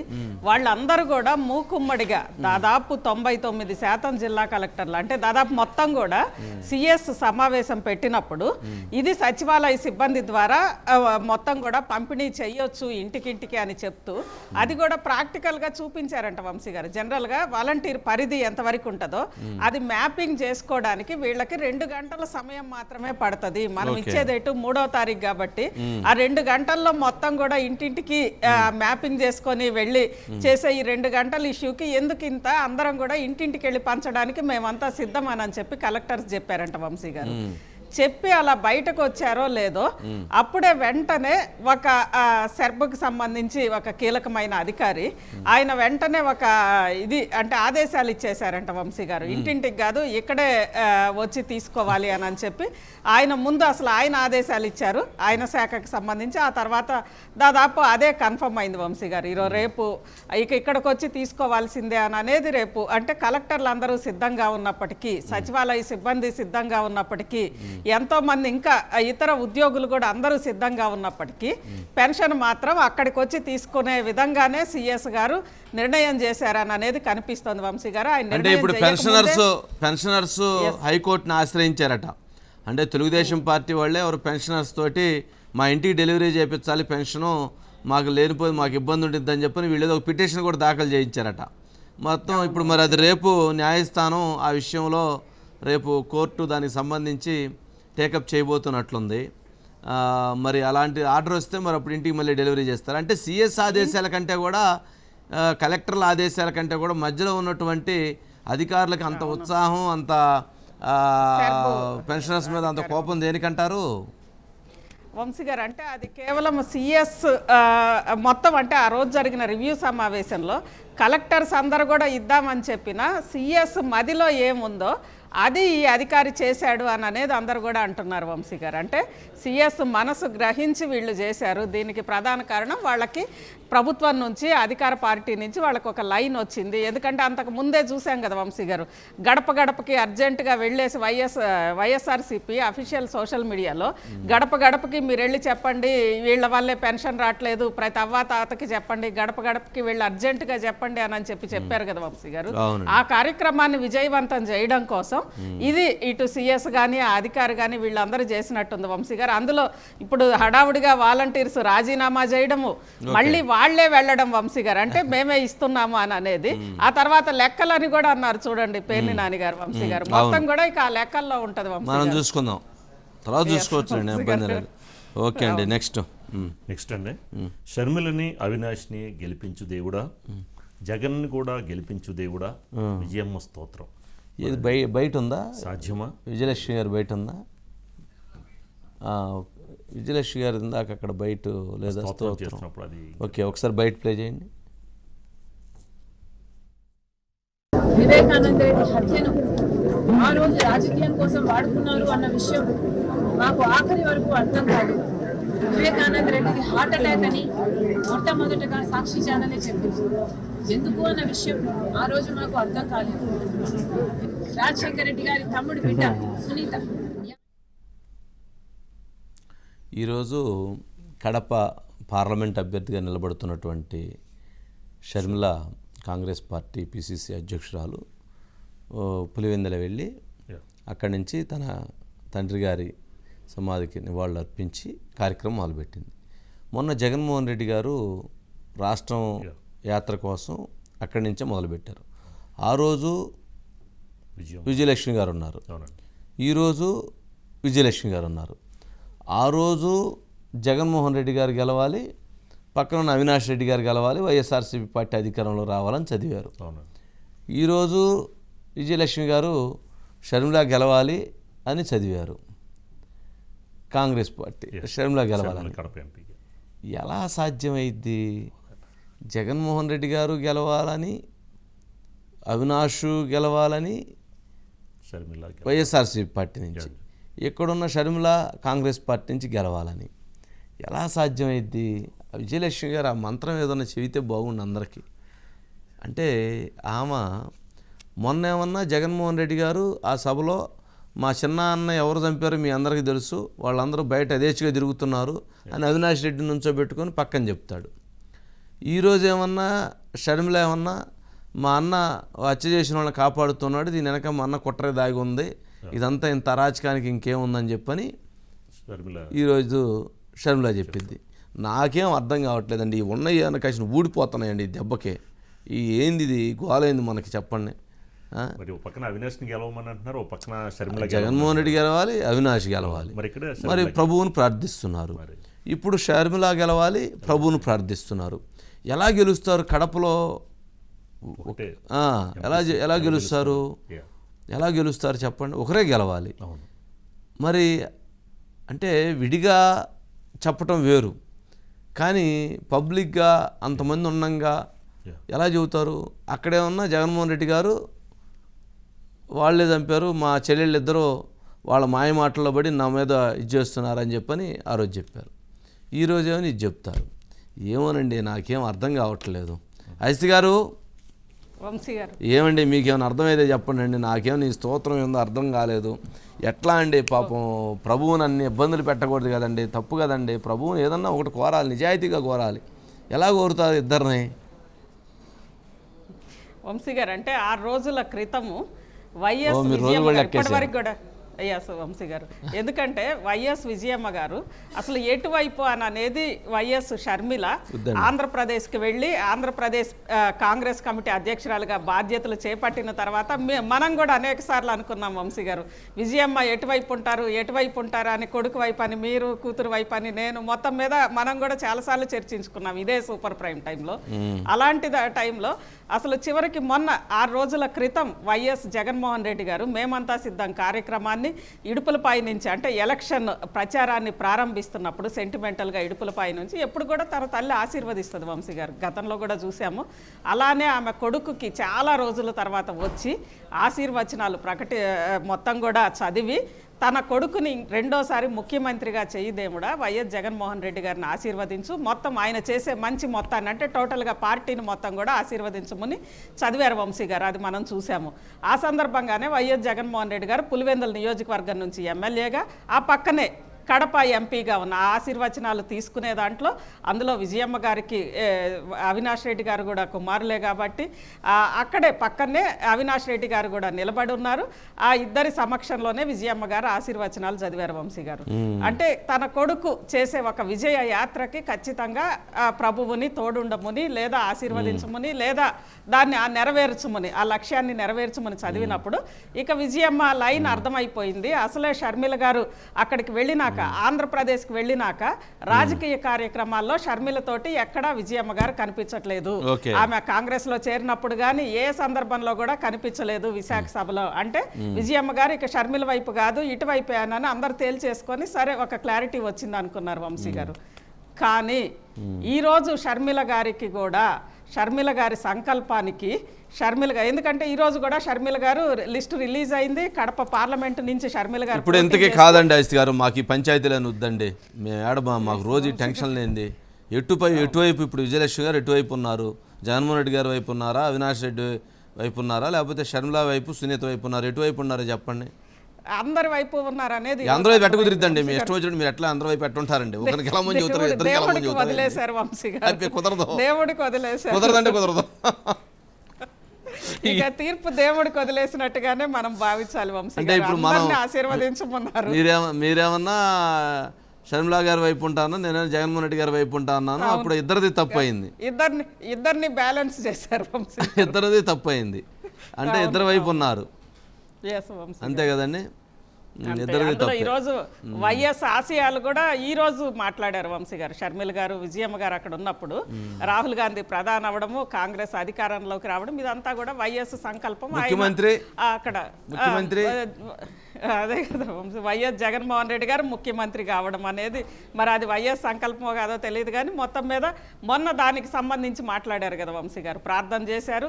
అందులో జగన్మోహన్ రెడ్డి గారు కడపలో సరే ఇప్పుడు ఓకేనండి. సరే ఇది ఈ పంచాయతీ అంతా పక్కన పెట్టండి. పంచాయతీ మొదలైన దగ్గర ఉంది ఆ సబ్జెక్టు. వైఎస్ వివేకాన్ని చంపింది అవినాష్ రెడ్డి వెనక జగన్మోహన్ రెడ్డి గారు ఉన్నారనేది ఈరోజు సునీత మాట్లాడింది, షర్మిల కూడా మాట్లాడేసింది, డైరెక్ట్గా మాట్లాడేసింది. హంతకులు నిలబడ్డారు వాళ్ళనేనా చెప్పండి అని అంటుంది. మరి ఒకవైపు ఈ మాట అంటుంది. జగన్మోహన్ రెడ్డి గారు ఏమన్నా లేదు హత్య చేసిన వాళ్ళు బయట తిరుగుతూ ఉన్నారు, మా చెల్లెళ్ళు వాళ్ళ ట్రాప్లో పడ్డా, కాకపోతే వాళ్ళు చంపారు అంటలేదులేండి ఆయన పాపం అంటున్నారు. మరి ఇప్పుడు మధ్యలో విజయలక్ష్మి గారు ఇప్పుడు ఎవరు చంపారని చెబుతారు ఆ విషయంలో? వాళ్ళ అంటే ఇక వంశీ గారు అంతకు ముందు మనకు గుర్తుండి ఉంటుంది, అవినాష్ రెడ్డి గారు అరెస్ట్ అన్నప్పుడు కర్నూలులో విజయలక్ష్మి గారు ఆ రోజు మాట్లాడలేదు అనుకుంటా కదా. దాదాపు అంటే అవినాష్ రెడ్డి గారికి ఒక రకంగా క్లీన్ ఇమేజ్ ఇచ్చారు. అంటే ఇప్పుడు కూడా మరి ఇప్పుడు కొడుకు గారికి వచ్చారు, ఎవరికి చెప్పారు? కూతురు గడికి వచ్చారు, ఎవరు చెప్పారు? అదే వంశీ గారు, ఒకవేళ అవినాష్ రెడ్డే చంపారు అనే విజయమ్మ గనక భావించిన ఆ మెసేజ్ జనాలకు ఇవ్వాలనుకున్న షర్మిల సునీత ఇచ్చినట్లుగా విజయమ్మ అక్కడికి వెళ్ళదు కదా వంశీ గారు. ఇడుపులపాయలో వైఎస్ జగన్మోహన్ రెడ్డి గారు అవినాష్ రెడ్డి గారు ఉన్నప్పుడు తన సొంత మరిది కొడుకు లాంటి వివేకానంద రెడ్డి వంశీ గారు, ఎందుకంటే చాలా మంచి రిలేషన్, హెల్తీ రిలేషన్, వారికి కూడా వదిన అంటే చాలా ఒక కుటుంబంలాగా కొడుకులాగా ఉన్న వివేకాన్ని చంపిన వ్యక్తి అక్కడ ఎలక్షన్స్ లో అక్కడి నుంచి స్టార్ట్ చేస్తుంటే ఏమోనండి నాకేం అర్థం కాలేదు, నాకు అర్థం కాలేదు. పాపం రాజశేఖర్, నాకు అసలు అర్థం కాలేదు, వదిలేసేయండి. పాపం రాజశేఖర రెడ్డి గారి సమాధి అక్కడ ఉంది. పాపం ఆయన ఎంత పడుతున్నాడో ఇప్పుడు ఇవన్నీ చూసి, పాపం ఆయన ఎంత ఇబ్బంది పడుతున్నాడో. ఆయన ప్రశాంతంగా ఉంచమని చెప్పండి అక్కడ. ఆయన అనవసరంగా ఇబ్బంది పెట్టడం, అటుపోయి ఇటుపోయి అంటే రాజకీయంగా కుటుంబం మధ్య ఒక వివాదం జరుగుతుంది. ఆ వివాదంలో రాజశేఖర రెడ్డి గారి తర్వాత బాధ్యత తీసుకోవాల్సింది వైఎస్ వివేక. మరి వైఎస్ వివేక హత్య జరిగినటువంటి అంశానికి సంబంధించి మాట్లాడాల్సింది రాజశేఖర రెడ్డి గారి సతీమణి. కొడుకేమన్నా ఒకవైపు, కూతురేమన్నా ఒకవైపు. కూతురేమన్నా మా అన్న ప్రమేయం ఉంది అంటున్నారు కూతుర్లు, అన్న ఏమన్నా ఇది ఎవరో చేయించారు, మా కూతురు మా చెల్లెలు వాళ్ళ ట్రాప్లో ఉన్నారంటున్నారు. మరి మధ్యలో విజయలక్ష్మి గారు చెప్పాలి కదా, ఇదిగో లేదు ఇది ఎట్లా జరిగింది అని చెప్పాలి కదా. మరి పాపం వాళ్ళు ఇప్పుడు బయటకే ఇట్లాంటి పరిస్థితి మనకే ఎట్లుంటే వాళ్ళ ఇంట్లో ఎంతటి పెద్ద రణరంగం జరుగుతూ ఉండిద్దో, అంతే కదా. బయట ఉన్నటువంటి వాళ్ళకి మనకే ఇంత కన్ఫ్యూజన్ ఉంటే ఇంట్లో ఈ చర్చ వచ్చినప్పుడు ఎట్లాంటి కన్ఫ్యూజన్ ఉండిద్ది, ఎంత ఇబ్బందికరమైన పరిస్థితి ఉండిద్ది ఎవరికైనా. షర్మిల కూడా అదే అన్నారండి, మా ఫ్యామిలీ ఈ అంశం మీద మేము అంత స్ప్లిట్ అయిపోయామని కూడా షర్మిల మాట్లాడడం జరిగింది. అదే మొన్న కూడా అన్నారు కదా, మా అమ్మని అడగండి వాస్తవాలు ఏంటో, ఆ రోజు ఏం జరిగిందో చెప్పిద్దని అన్నారు. ఎక్కడ ఢిల్లీ పోయి భారతి వీళ్ళందరూ వెళ్ళి అడిగినప్పుడు మరి అవన్నీ తెలిసిన వాళ్ళు ఇవన్నీ కూడా చెప్పాలి కదా. ఏమోనండి అజిత్ గారు, ఇది బాగాలేదు అసలు. సరేనండి, నెక్స్ట్ అండి, దమ్ముంటే నాతో చర్చకి రండి, సునీత జగన్కి సవాల్. మనకి అవసరమైతే నేను సాక్షి ఛానల్కి వస్తాను, నేను డిబేట్కి రెడీ అని చెప్పని సునీత జగన్కి సవాల్ విసిరారు. ఎక్కడికి ఒకసారి ప్లే చేయండి, బయట ఉన్నట్లు. సునీత బయట ఉన్నారు, బయట. నేను అదే అడుగుతున్నాను, ఎందుకు 5 సంవత్సరాలు మర్చిపోయి ఇప్పుడు మళ్ళీ మాట్లాడుతున్నారు? మా అన్నగారు దీని గురించి అసలు మాట్లాడలేదు. ఒక అసెంబ్లీలో ఒకసారి అవినాష్ని ప్రొటెక్ట్ చేసేదానికి తప్పనిచ్చి మాట్లాడలేదు. ఆయనను ప్రొటెక్ట్ చేయడానికి మళ్ళీ కర్నూలులో ఎట్లా పోలీస్ మెషినరీని వాడుకున్నాడో తెలుసు. ఇప్పుడు మళ్ళీ మాట్లాడుతున్నాడంటే అప్పుడు హత్య చేశాక రాజకీయాలకు వాడుకున్నాడు, ఇప్పుడు మళ్ళీ ఎలక్షన్లు వచ్చాయి మళ్ళీ రాజకీయాలకు వాడుకుంటున్నాడు. అందుకే చెప్తున్నాను, ఈ హత్య రాజకీయాలు ఉండకూడదు. హత్య రాజకీయాలకు మనం చాలా దూరంగా ఉండాలి. మన రాష్ట్రం బాగుపడాలి, మన రాష్ట్రంలో ఇండస్ట్రీస్ డెవలప్మెంట్ అనేది జరగాలి. అది జరగాలి అంటే మనము క్లీన్ హార్ట్తో రావాలి, మన హృదయం మనం శుద్ధి చేసుకొని రావాలి. ఇక్కడ మన గవర్నమెంట్ ఈరోజు ఏపీ గవర్నమెంట్ రక్తంలో మునిగి ఉంది. దీని నుంచి బయటికి వస్తే గానీ మనకు ఇప్పటికీ గోల్ ఫస్ట్ అవినాష్ గురించి ఇన్ఫర్మేషన్ బయటకు వస్తే ఇంకా వేరే ఏమేమి వస్తాయని భయపడుతున్నారా? అంత భయం ఎందుకు మీకు? పెద్దన్న వైఎస్ రాజశేఖర రెడ్డి గారు చనిపోయినాక మీరు జైలుకు పోయినప్పుడు 2012 సంవత్సరంలో బై ఎలక్షన్స్ లో 18 ఎమ్మెల్యేలు ఒక ఎంపీ పోటీ చేస్తే మీరు లేనప్పుడు తను క్యాంపెయిన్ చేసి తను కష్టపడి ఆ ఎలక్షన్ లో 15 మంది ఎమ్మెల్యేలను. ఎక్కడ ఇవన్నీ మాట్లాడుతుంది? సరే ఓకే, సరే ఇక్కడ నాకు అర్థం కాని అంశం ఒక మాట అయితే తను చాలా క్లియర్గా చెప్పింది ఆ ప్రెస్ కాన్ఫరెన్స్లో. మా అన్న జగన్మోహన్ రెడ్డి గారు, మా జగన్ అన్న నిజాన్ని అబద్ధం చేస్తాడు, అబద్ధాన్ని నిజం చేస్తాడు, ఈ రెండు చేయటంలో మా అన్న ఎక్స్పర్ట్ అని చెప్పింది. ఎవరు? సొంత చెల్లి. మా అన్న జగనన్న నిజాన్ని అబద్ధం చేస్తాడు, అబద్ధాన్ని నిజం చేస్తాడు, అలా చెప్తున్నాడు, అందుకని ఆయన మాటలు నమ్మొద్దు అని ఒక చెల్లి చెప్పటం నిజంగా అది ఒక చర్చ జరుగుతుంది. ఎందుకంటే ఆయన చాలా అంశాల విషయంలో వాళ్ళు ఏదైతే రాసిచ్చారో ఆ స్క్రిప్ట్ని చదువుతూ ఉన్నారు. కొన్ని అంశాలు అవాస్తవం తెలిసినా కానీ చెప్తున్నారు. ఆయన ఏదైనా నిజాలు చెప్పినా కానీ ఆ నిజాలతో పాటు ఈ అబద్ధాలు చెప్పడంతో ఈ అబద్ధాలు కూడా నిజాలు కూడా అబద్ధాలు అయిపోతున్నాయి. ఇప్పుడు 20% నిజాలు చెప్పి ఒక 80% అబద్ధాలు చెప్పామనుకోండి, కష్టం 20% నిలబెట్టడం. ఓ 50% 55% నిజాలు చెప్పి ఓ 45% అబద్ధాలు చెప్పారనుకోండి, చిన్నవి దాంట్లో కొట్టుకొని పోతాయి. అంతేగాని ఇది ఎలా అయితే అది కష్టం అనేటువంటిది వారి ఉద్దేశం. అట్లాగే ఇంకొక 2 క్వశ్చన్లు కూడా వేసారు వారు. ఏంటి, ఎవరు చంపింది ఎవరో, చంపమన్నది ఎవరో నీకు భారత్కి తెలవదా అని చెప్పని ప్రశ్నించారు. అవును. అట్లాగే అసలు నా మీద ఇన్ని దుష్ప్రచారం చేస్తున్నారు కదా, నేను సాక్షి ఛానల్కి వస్తాను, మీరు కూడా జగన్మోహన్ రెడ్డి గారు మీరు కూడా రండి సాక్షి ఛానల్కి, జగనన్న మాట్లాడదాం, అక్కడే తేల్చుకుందాం అంటున్నారు. ఇంకా అంత సవాలు విసిరిన తర్వాత ఇంకా అసలు ఇంకా ఏముంది, ఇంకా నిజంగా తప్పు చేయకపోతే రమ్మని అనాలి కదా. అసలు అక్కడ దాకా మాట్లాడింది అని అంటే ఒక మహిళ ఒక అంత దూరం పోయి మాట్లాడింది అని అంటే ఎంత తన దగ్గర ఎంత ధైర్యం ఉంటే మాట్లాడిద్ది, ఎంత వాస్తవం ఉంటే మాట్లాడిద్ది. అందుకనే సునీత మాట్లాడుతున్న ప్రతి మాటకి ప్రజల నుంచి మద్దతు ఎందుకు వస్తుందంటే, నేను నీ దగ్గరికి వస్తాను, నీ ఛానల్లోని కూర్చొని మాట్లాడదాం రా అంటుందంటే ఎవరు తప్పు చేశారో అర్థమవుతుంది కదా. తప్పు చేసిన వాళ్ళు రారు. అది తను అడుగుతున్న అంశం. కూడా మాట్లాడుతున్నప్పుడు కూడా నేను నా హస్బెండ్ తప్పు చేశారు అన్నప్పుడు అధికారంలో నువ్వే ఉన్నావు కదా, నువ్వు మా మీద ఎందుకు యాక్షన్ తీసుకోలేదు అని కూడా అడిగారు. యాక్షన్ ఎందుకు తీసుకోలేదు అని అడిగారు. చాలా నిమిషాలు మాట్లాడారు. అసలు అవినాష్ని అరెస్ట్ చేస్తే అసలు నిజాలు బయటకు వస్తాయని చెప్పని అరెస్ట్ చేయనీయకుండా ఆపుతున్నారా, ఇది ఇంకో పాయింట్. ఎవరు మరి అరెస్ట్ చేస్తే నిజాలు బయటకు వస్తాయనంటే జగన్మోహన్ రెడ్డి గారి పేరు ఏమైనా బయటకు వచ్చిద్దని చెప్పని భయపడుతున్నారా, లేక ఇంకెవరిదైనా పేరు బయటకు వచ్చిద్దని భయపడుతున్నారా, అందుకని మీరు అవినాష్ని అరెస్ట్ కాకుండా అడ్డుకుంటున్నారా, ఆపుతున్నారా అని ప్రశ్నించింది. జగన్మోహన్ రెడ్డి గారిని డైరెక్ట్గా ఒకవైపు కడప పులివెందులోనే ఉన్న షర్మిల, ఇక్కడే ఉన్న సునీత, వామ్మో వీళ్ళు చేస్తున్న బ్యాటింగ్ చూస్తే రెండు వైపులా ఎరకొట్టుడు కొడుతున్నారు, మామూలుగా కాదు. చాలా జరుగుతూ ఉంది. మధు ఉన్నారు sir. Madhu sir, good evening sir. ఏంటి రోజుకు ఒక ప్రశ్న సంధిస్తూ ఉంది సునీత, రోజుకొక దూకుడు, రోజుకొక యుద్ధం, ఏంటి పరిస్థితి?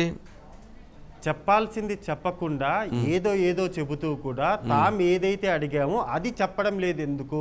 ఇదే జగనన్న నేను అడుగుతున్నటువంటి ప్రశ్న. ఏంటి చెప్పాల్సింది చెప్పకుండా, చెప్పకూడదు చెబుతూ, ఏదేదో చెబుతూ, ఏది చెప్పాలో అది చెప్పకుండా, ఏదైతే అడుగుతున్నామో అది చెప్పకుండా, ఏదైతే చెప్పాల్సి వస్తుందో అది చెప్పకుండా, ఏదైతే చెప్పకూడదో అది చెబుతూ, ఏదైతే చెప్పాల్సినటువంటిది చెప్పకుండా చెప్పిపోతూ ఉన్నారని అడుగుతుందంటావా? అడుగుతుంది సార్, ఒకటే మాట. చెప్పాల్సింది అయితే రాలా, చెప్పకూడదు మాత్రం, కానీ మిగిలినవన్నీ కూడా ఏదైతే చెప్పకూడదో అవన్నీ కూడా ఇప్పుడు చెప్పాల్సి వస్తుంది. వాళ్ళంతా కూడా చెప్తున్నారు, కానీ ఆమె అడుగుతున్నది మాత్రం ఎవరు చెప్పడం లేదు. చెప్పాలి అంటే అధికారంలో ఉన్నటువంటి వైఎస్ఆర్సీపీ పార్టీ లేదా జగన్మోహన్ రెడ్డి చెప్పాలి, లేదా ఆ పార్టీకి సంబంధించినటువంటి వాళ్ళు అవినాష్ రెడ్డి కావచ్చు, లేకపోతే ఇంకొకరు వాళ్ళైతే చెప్పాలి. కానీ ఈమె కడపలో ప్రెస్ మీట్ ఏర్పాటు చేసినా, హైదరాబాద్లో ఏర్పాటు చేసినా, ఢిల్లీలో ఏర్పాటు చేసినా సరే ఈమె అడిగే ప్రశ్నలకు మాత్రము ఆ వాటికి తప్ప మిగిలినవన్నీ కూడా వస్తున్నాయి సార్. గతంలో సార్ హైకోర్టులో అంటే హైదరాబాద్లో హైకోర్టులో ఒక ప్రెస్ మీట్ ఏర్పాటు చేశారు, మీడియా సమక్షంలోనే మాట్లాడారు. అక్కడ కొన్ని క్వశ్చన్లు, దానికి ఆన్సర్లు లేవు. ఈ రోజు ఏర్పాటు చేశారు, ఈ రోజు మాట్లాడింది హైకోర్టులోనా? కాదు సార్, మొన్న ఒక 3 days బ్యాక్ చూసుకుంటే హైకోర్టులో మాట్లాడారు. హైకోర్టు ముందుకు వచ్చారు, అంటే హైకోర్టు ఎంట్రన్స్ గేట్ ఏదైతే ఉందో అక్కడికి వచ్చారు, మాట్లాడారు. సో ఈ రోజు చూసుకుంటే మాత్రం చాలా స్పష్టంగా కూడా మాట్లాడుతూ కూడా కొన్ని ఏం అడగడం లేదు, సింపుల్ గా ఒకటే, ఎందుకని అవినాష్ ని కాపాడాల్సి వస్తుంది? అవినాష్ నీ పక్క నుంచి పక్క పార్టీకి వెళ్ళిపోతే నీకెందుకు భయము? అంటే గుట్టంతా నీ చేతిలో ఉందా? అంటే దీనికి సంబంధించినటువంటి ఆ గుట్టంతా కూడా అవినాష్ చేతిలో ఏమైనా ఉందా? అందుకోసమే భయపడుతున్నావా? ఏదో నిన్ను ఆపుతుంది, నాకు న్యాయం చేయి. నీకు అవినాష్ ఏ విధంగానో అదే విధంగా నేను కూడా చెల్లెలే కదా, మరి నాకెందుకు న్యాయం చేయడం లేదు అనే సూటిగా అయితే ప్రశ్న అడిగింది సార్. ఇక్కడ ప్రధానంగా ఆమె అడుగుతున్నటువంటి వాటిల్లో అవినాష్ రెడ్డికి ఓటు వెయ్యొద్దు, వైఎస్ఆర్సీపీకి ఓటు వెయ్యొద్దు. ఎందుకు ఓటు వెయ్యొద్దు అంటే వీళ్ళు ఏదైతే న్యాయం కోసం నేను పోరాడుతుంటే తన వైపు కాకుండా వాళ్ళని రక్షించే విధంగా మొత్తం చర్యలన్నీ కూడా ఉన్నాయి కాబట్టి అందుకోసం అనేసి వాళ్ళకు ఓటు వెయ్యొద్దని చాలా స్పష్టంగా, ఇంకేం లేదు సార్. ఇక్కడ దాపరికము ఇండైరెక్ట్గా ఏం లేదు, ఓపెన్గానే చెప్పేసింది. వైఎస్ జగన్మోహన్ రెడ్డి చెల్లెలు తనకు ఓటు అంటే జగన్మోహన్ రెడ్డికి ఓటు వెయ్యొద్దు, అవినాష్కు ఓటు వెయ్యొద్దు. షర్మిల గురించి కూడా మాట్లాడుతూనే ఖచ్చితంగా నిలబడతాను, షర్మిల వైపు నిలబడతాను, తనకు అండగా ఉన్నటువంటి షర్మిలానే, షర్మిలతో పాటు మరి కొంతమంది ఉన్నారు అనేటువంటి ఆ మాటలు చెబుతూనే న్యాయం ఎప్పుడు జరుగుతుంది, న్యాయం ఎవరు చేస్తారు, ఆ న్యాయం చేయాల్సినటువంటి ఆ పెద్దలు ఎవరైతే ఉన్నారో అంటే తన అన్న ఎవరైతే ఉన్నారో ఆయన మాత్రము ఏ మాత్రం కూడా పట్టించుకోకుండా అన్యాయంగా తనను వదిలేశారు అనేటటువంటి ఆమె బాధను అయితే చాలా స్పష్టంగా చెప్పింది సార్. ఇంతకుముందు మీరు చెప్పినట్టుగా ఏదైతే చెప్పాలో అది మాత్రం చెప్పకుండా చెప్పకూడనటువంటి మాటలు మాత్రం చెప్పుకుంటున్నారు. కానీ చెప్పాలి సార్, చెప్పు సార్ సార్ అదే అదే పర్లేదు చెప్పండి సార్. నాకు సార్ ఒక 2 రోజులుగా నిన్నే కొంచెం చూశాను. సార్ వివేకం సినిమా, వివేకం అని యూట్యూబ్లో ఒక సినిమా వచ్చింది. ఆ సినిమా వైఎస్ వివేక హత్యకు సంబంధించి ఎవరో నిర్మాత భార్గవ్ రెడ్డి వల్లి అతను తీసి యూట్యూబ్లో అప్లోడ్ చేశాడండి. 3-4 రోజుల్లోనే అది దాదాపు 30-40 లక్షల మంది వాచ్ చేశారు. అంటే వ్యూహం సినిమా, శబదం సినిమా అని రామ్ గోపాల్ వర్మ ఒకటి తీసి దానికోసం మీడియా మొత్తాన్ని అట్లా ఉంది ఇట్లా ఉందని దాని మీద విపరీతంగా దాన్ని నడిపించుకొని తీస్తే దాన్ని ఎవరు చూడలా. కానీ వివేకం సినిమా అని సినిమా థియేటర్లో కాదు, యూట్యూబ్లో వదిలిపెట్టారు. 30-40 లక్షల మంది చూశారు. అసలు ఆ సినిమా చూసిన వాళ్ళందరూ కూడా దాన్ని రివ్యూ చేస్తున్నారు. ఓహో, ఇంత దారుణంగా జరిగిందా. ఆ సినిమా దాదాపుగా సునీత కూడా మాట్లాడింది.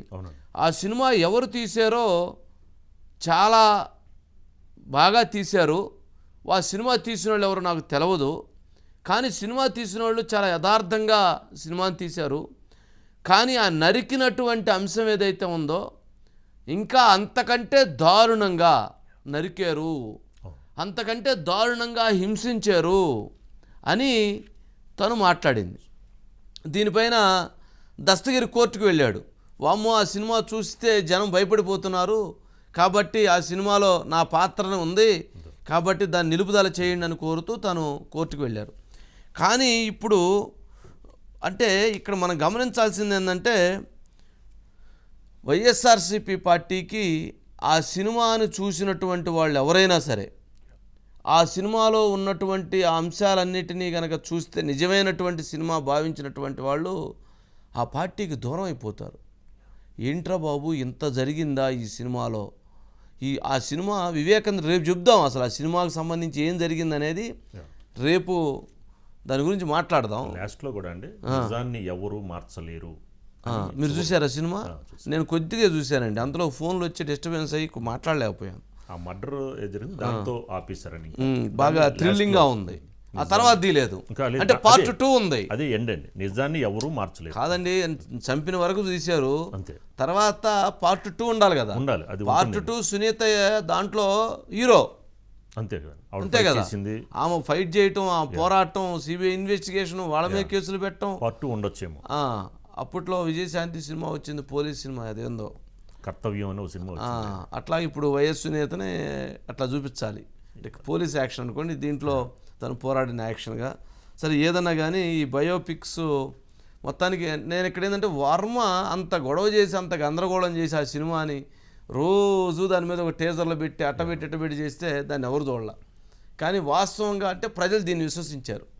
ఎవరైతే ఈ తీసినటువంటి సినిమా ఎవరైతే తీసారో తెలియదు, కానీ వివేకం సినిమా మాత్రం జనాల్లోకి విపరీతంగా వెళుతుంది, విపరీతంగా చర్చ జరుగుతుంది.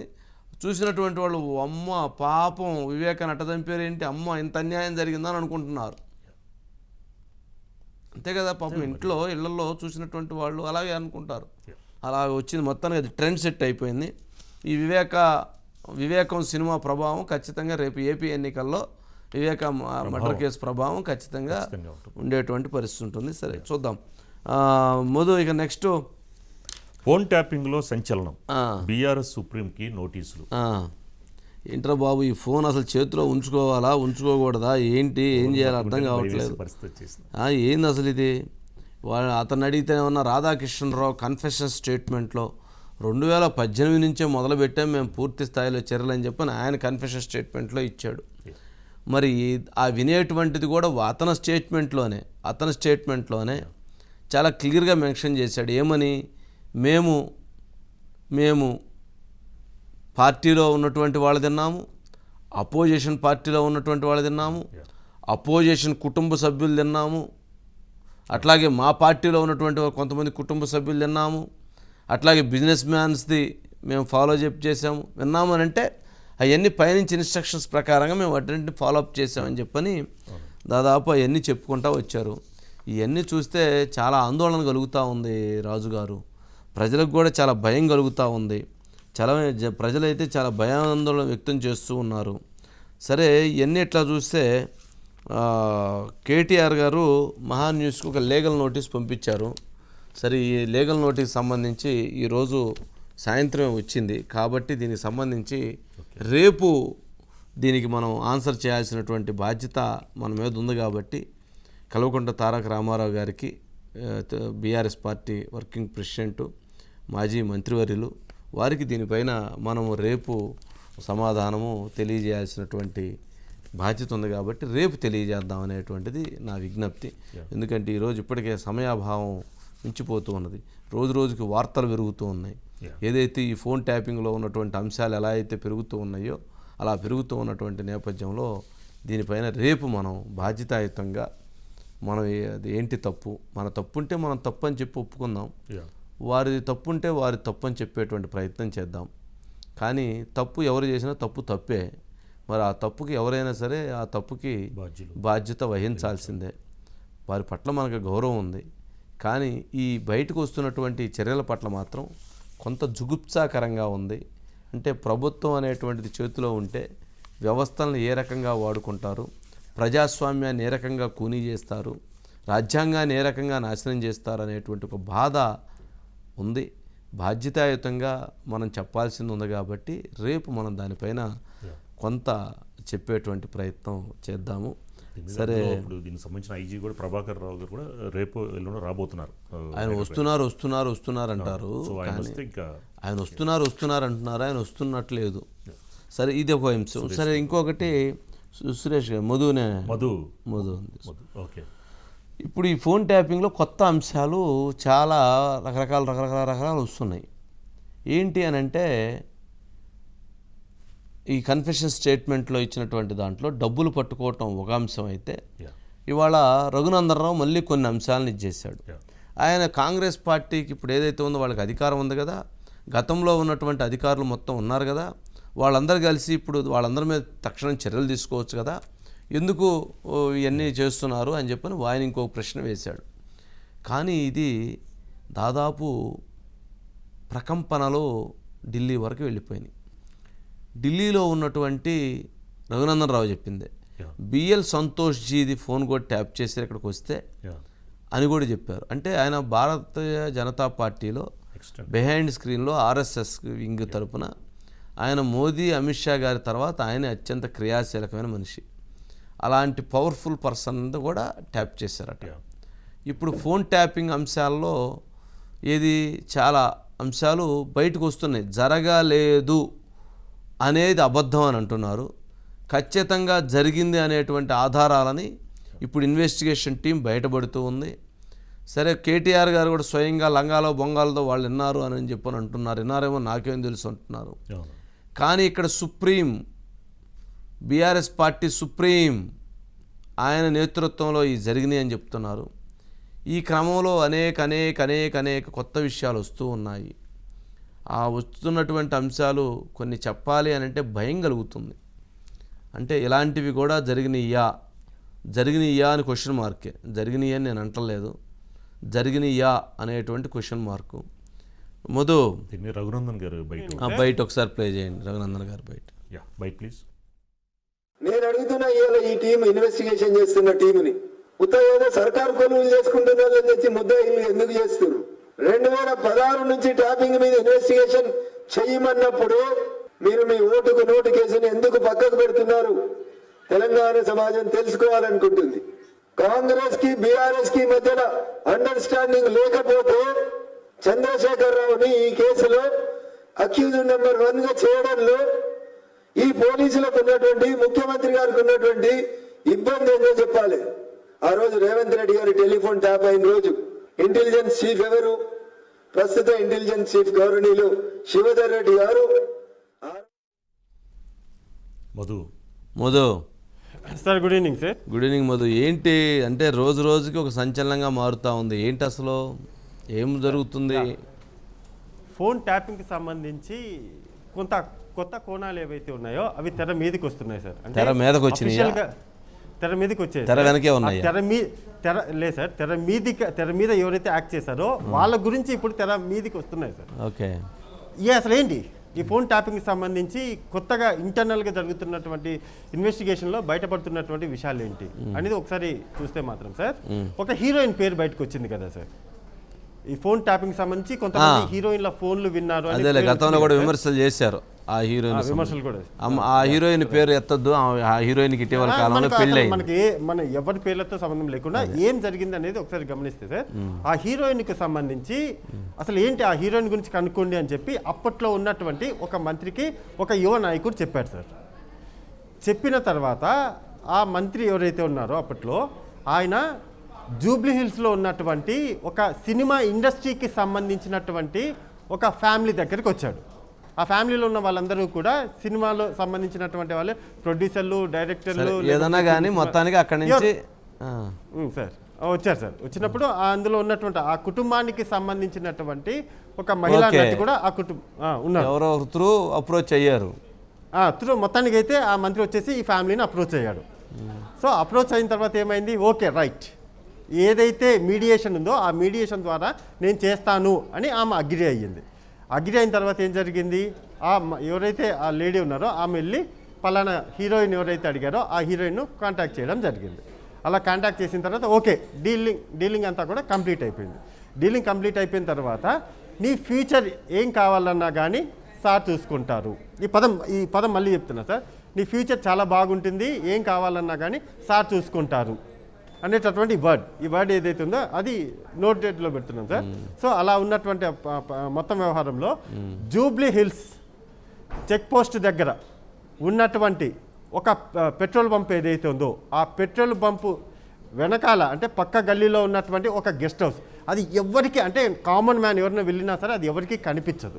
ఆ గెస్ట్ హౌస్ అంటే అంత లోపలికి ఉంటుంది, చాలా పెద్దగానే ఉంటుంది. Jubilee check post petrol pump దగ్గర ఉండేటటువంటి పెట్రోల్ పంప్ పక్కనే ఉంటుంది ఈ గెస్ట్ హౌస్ అంతా.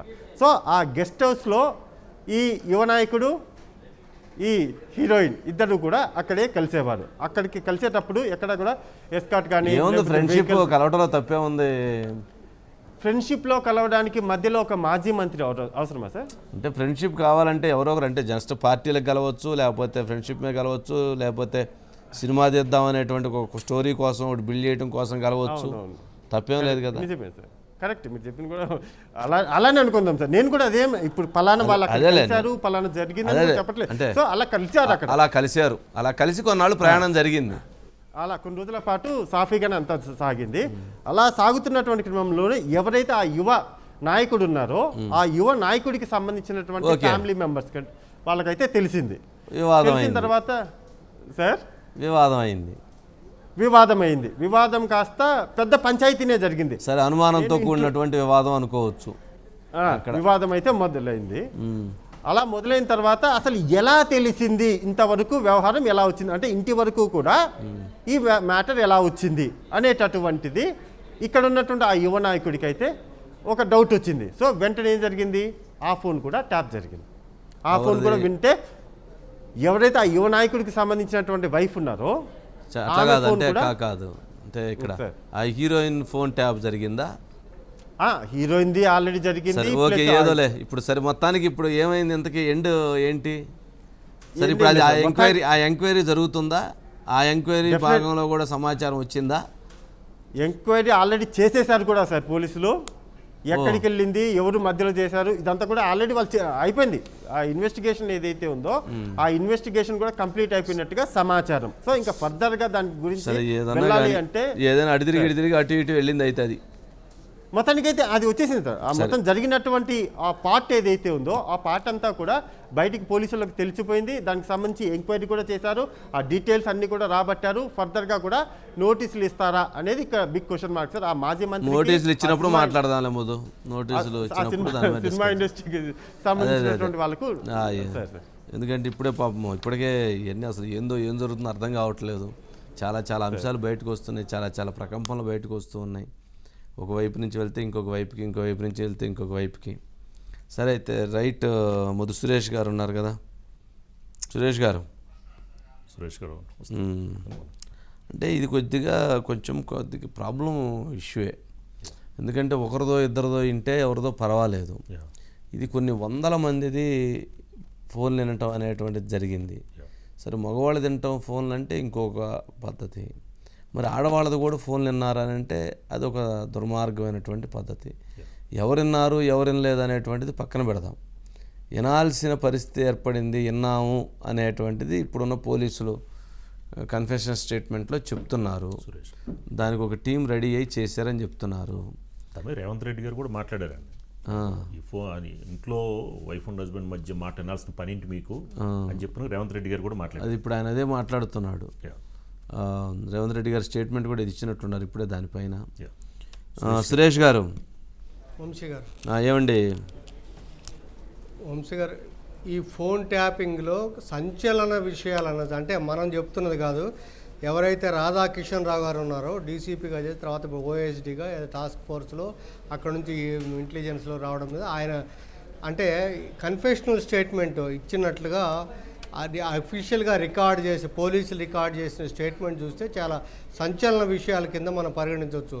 ఇదంతా కూడా అసలు ముందుగా ప్రభాకర్ రావు గారు సిఫార్సు అంటే ఎవరైతే ఇంటెలిజెన్స్ బ్యూరో చీఫ్ ఉన్నారో ఆయన మొత్తంగా ఇదంతా కూడా ప్లాన్ చేసింది బీఆర్ఎస్ పార్టీ కోసం, టీఆర్ఎస్ పార్టీ కోసం మొత్తం ప్లాన్ చేసింది ఆయన కింద అసలు ఈ రాధాకిషన్ రావు గారు 2017లో టాస్క్ ఫోర్స్లో నియమించడానికి ఆయన సిఫార్సు మేరకు అంటే ప్రభాకర్ రావు గారి సిఫార్సు మేరకు రాధాకిషన్ రావు గారిని ఎవరు బీఆర్ఎస్ సుప్రీమో నియమించారంటే నాటి సీఎం కేసీఆర్ గారు నియమించినట్లుగా ఈ కన్ఫెషన్ స్టేట్మెంట్లో ఇచ్చారంట. ఇక అక్కడ మొదలైంది వ్యవహారం. ఎక్కడైతే ఈయన ఎవరో ప్రభాకర్ రావు గారు అంటే అంటే క్యాస్ట్ పరంగా తన వాళ్ళని తర్వాత తన కింద గతంలో పనిచేసిన వాళ్ళని కొంతమందిని కింద ఎంపిక చేసుకున్నారు. అందులో రాధాకిషన్ రావు గారు ఒకళ్ళు, ప్రణీత్ రావు గారు ఒకరు, భుజంగరావు గారు, వేణుగోపాలరావు, తిరుపతి అన్న. సో ఇలాంటి వాళ్ళని సెలెక్ట్ చేసుకొని ఒక టీంని ఇంటెలిజెన్స్లో టీంని తీసుకొని ఒక సర్వేలెన్స్ పెట్టారు. ఎవరి మీద మొత్తం మీద రాజకీయ నాయకులు, ఎవరు ప్రత్యర్థి రాజకీయ పార్టీలు, ఆ ప్రతిపక్ష పార్టీ నాయకులు, వాళ్ళ కుటుంబ సభ్యులు, సన్నిహిత పార్టీల నాయకులు, మద్దతుదారులు, బిజినెస్ మెన్లు, తర్వాత బీఆర్ఎస్ విత్ ఇన్ ది పార్టీలో టీఆర్ఎస్ విమర్శకులు, అంటే మొత్తం మీద కూడా ఏంటి ఆయన చెప్పింది బీఆర్ఎస్ అంటే సుప్రీమోని బీఆర్ఎస్ టైట్గా ఉండాలి, ఎవరు కూడా అంటే పార్టీ నుంచి బయటికి వెళ్ళటం కానీ నోరు మెదపడం కానీ అలాంటివి కానీ చేయకుండా ఉండడం కోసం వాళ్ళ మీద నిఘా పెట్టారు.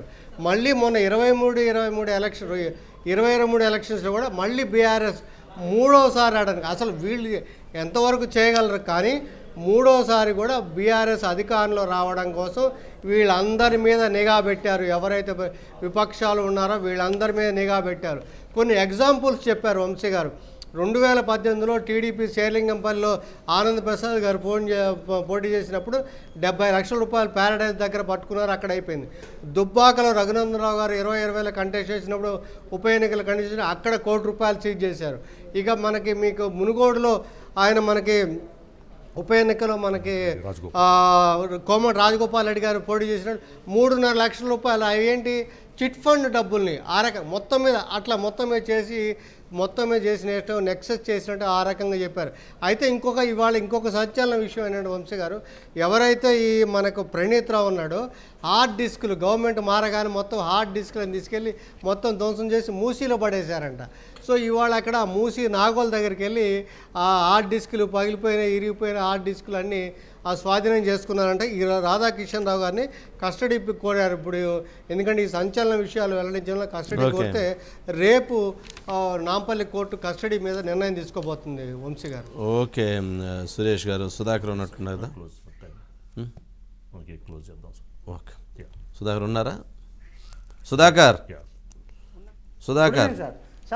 Good evening Sudhakar. ఏంటి మొత్తానికి ఫోన్ ట్యాపింగ్ ఒకవైపు సంచలనం, కారుకు సంబంధించి ఎమ్మెల్సీలు దాదాపు 20-25 మంది జంప్ అవ్వాలనేటువంటి ఆలోచనలో ఉన్నారు కాంగ్రెస్ పార్టీలోకి అనేది ఏంటి, ఎమ్మెల్సీలు జంప్ అయ్యేటువంటి పరిస్థితి ఉందా, జరుగుతుందా? సార్ చాలామంది ఎమ్మెల్సీలు కాంగ్రెస్ పార్టీ అధిష్టానానికి టచ్లోకి పోతున్నారు. మమ్మల్ని జాయిన్ చేసుకోండి, మీకు అనుకూలంగా ఉంటాం, బీఆర్ఎస్ ఎల్పీ విలీనం అనే తర్వాత జరుగుతుంది, కానీ సాంకేతిక పరమైన అంశాలు తలెత్తకుండా మేము జాగ్రత్తలు పడుతుంటాం, మమ్మల్ని జాయిన్ చేసుకోమంటూ కాంగ్రెస్ పార్టీ అధిష్టానాన్ని అయితే సంప్రదిస్తున్నట్టుగా గాంధీభవన్ వర్గాల నుంచి సమాచారం అందుతుంది సార్.